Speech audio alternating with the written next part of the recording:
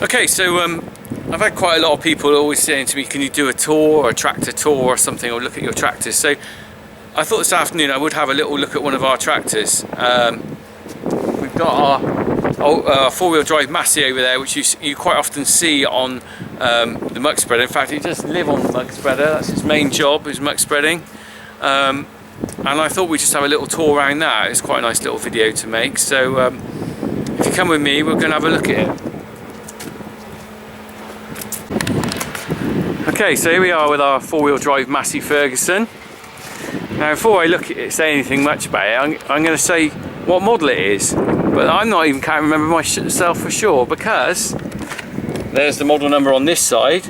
It's the Massey Ferguson 4345. However, if we go around this side, it says Massey Ferguson 4355, which is a bit bonkers.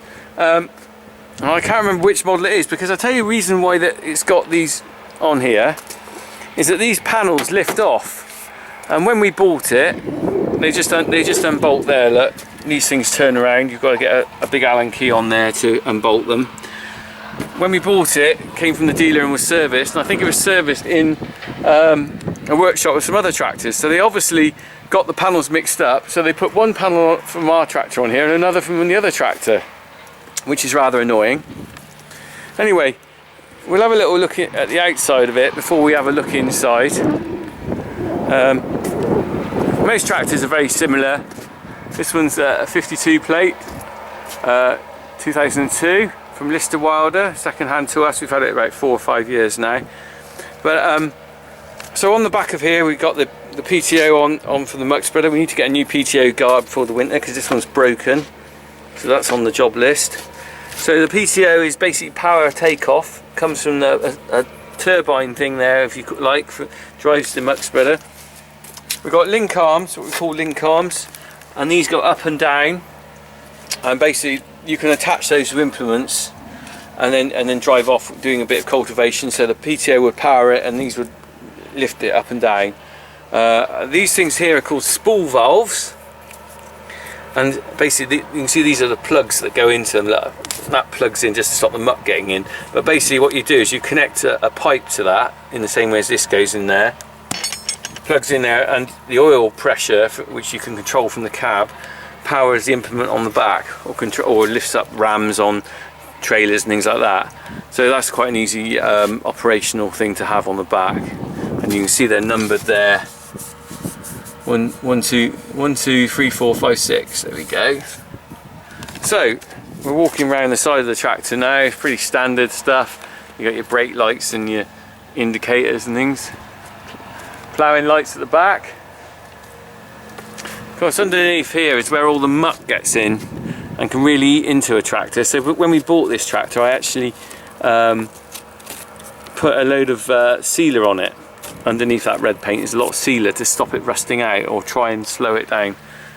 Here we go, something a bit more different on a modern tractor. The fuel tank's down here, which is quite good. This is where the diesel goes. Whoop. In there, that's pretty full at the moment. Should be a little chain on there, but it's snapped off. Stop that, just falling out. So the fuel tank's down the side. We've got to pick that. Fuel tank's down the side. A lot of the older tractors have them on the bonnet. As I said, four-wheel drive at the front, which is something that's quite important these days. Makes it a lot easier to go round. And a little toolbox. Not much in there. PTO cover and a drawbar pin. Not very exciting. I was hoping you're going to find something exciting in there, but you don't. The one thing I'd say about this Massey, which I don't like, is the access to the bonnet. Now, whoever thought about this didn't think very practically, because you need, like I said before, a couple of tools to get that undone. You've got to lift that panel off, undo that and lift the panel off there. Same the other side. With the McCormick, which we've got over there, I can just pull a lever and the whole bonnet flips up and I've got access to the engine within about 10 seconds. This one, not only have I got to take these two panels off, but I've also got to pop this forward. I'm told that I haven't done this for a long time. Let's have a look. There you go, that pops forward there.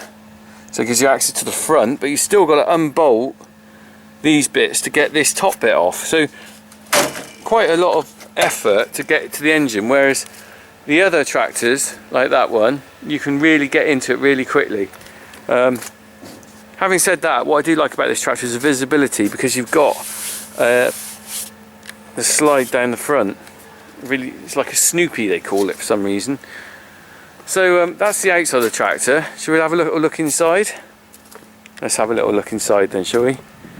See what you think. 2 steps up.